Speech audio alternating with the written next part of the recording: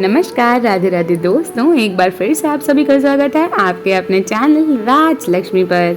तो आज के इस वीडियो में हम जानेंगे श्रावण मास महात्म्य के 26वें अध्याय के बारे में। पिछले वीडियो में हमने श्रावण मास महात्म्य के 25वें अध्याय के बारे में देखा था, जिसमें हमने देखा था श्रावण अमावस्या में किए जाने वाले पिठोरी व्रत का वर्णन। श्रावण मास महात्म्य 26वें अध्याय में हम देखेंगे श्रावण मास में किए जाने वाले वृष पूजन और कुश ग्रहण का विधान। ईश्वर बोले, हे सनत कुमार, श्रावण मास में अमावस्या के दिन जो करणीय है उसको तथा प्रसंगवश जो कुछ अन्य बात मुझे याद आ गई है उसको भी मैं आपसे कहता हूँ। पूर्व काल में अनेक प्रकार के महान बल तथा पराक्रम वाले, जगत का विध्वंस करने वाले तथा देवताओं का उत्पीड़न करने वाले दुष्ट दैत्यों के साथ मेरे अनेक युद्ध हुए हैं।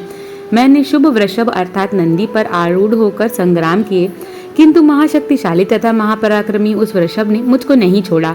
अंधकासुर के साथ युद्ध में तो नंदी का शरीर विदीर्ण हो गया था, उसकी त्वचा कट गई, शरीर से रक्त बहने लगा और उसके प्राण मात्र बचे रह गए थे। फिर भी जब तक मैंने उस दुष्ट का संहार नहीं कर दिया तब तक वह नंदी धैर्य धारण कर मेरा वहन करता रहा। उसकी इस दशा को मैंने जान लिया था। उसके बाद उस अंधक का वध करके मैंने प्रसन्न होकर नंदी से कहा, हे सुव्रत, मैं तुम्हारे इस कृत्य से प्रसन्न हूँ। वर मांगो, तुम्हारे घाव ठीक हो जाएं, तुम बलवान हो जाओ और तुम्हारा पराक्रम तथा रूप पहले से भी बढ़ जाए। इसके अतिरिक्त तुम जो वर मांगोगे मैं तुम्हें अवश्य दूंगा। नंदिकेश्वर बोले, हे देवदेव, हे महेश्वर, मेरी कोई याचना नहीं है। आप मुझ पर प्रसन्न हैं तो फिर इससे बढ़कर क्या वैभव हो सकता है। तथापि हे भगवान, लोकोपकार के लिए मैं मांग रहा हूँ। हे शिव, आज श्रावण मास की अमावस्या है जिससे आप मुझ पर प्रसन्न हुए हैं।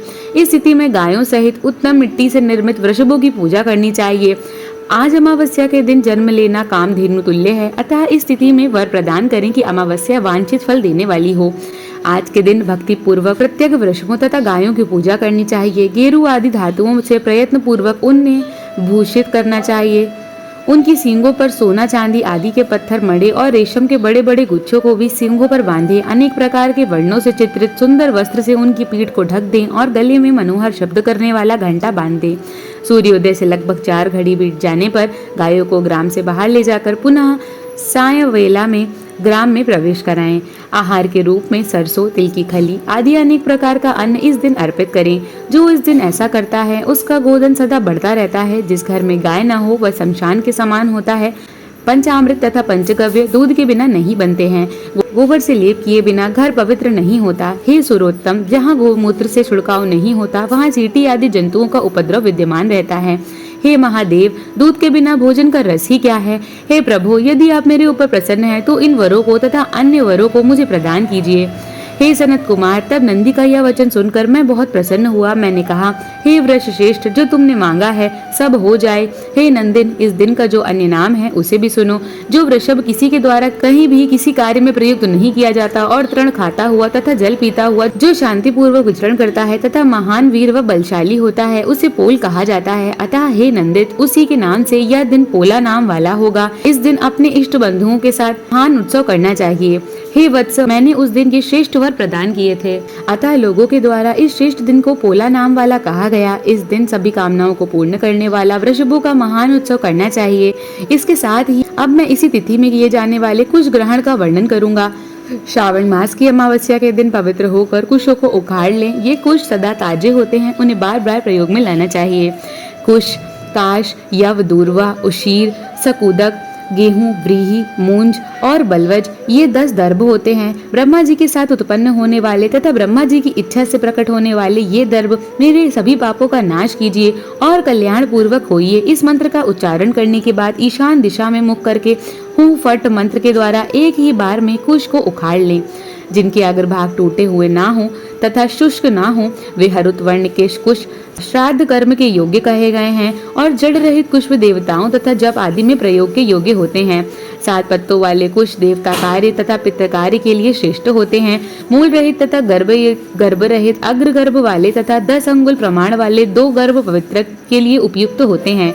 ब्राह्मण के लिए 4 कुश पात्रों का पवित्रक बताया गया है और अन्य वर्णों के लिए क्रमशः 3, 2 और 1 दर्भ का पवित्रक कहा गया है, अथवा सभी वर्णों के लिए 2 दर्भों का ग्रंथि युक्त पवित्रक होता है। यह पवित्रक धारण करने के लिए होता है। मैंने इसे आपको बता दिया है। उत्पवन हेतु सभी के लिए 2 दर्भ उपयुक्त हैं। 50 दर्भों से ब्रह्मा और 25 दर्भों से विष्टर बनाना चाहिए। आचमन के साथ हाथ में पवित्र को नहीं निकालना चाहिए। विक्र के लिए पिंड देना तथा अग्नौकरण करने के साथ और पाद्य देने के पश्चात पवित्र का त्याग कर देना चाहिए।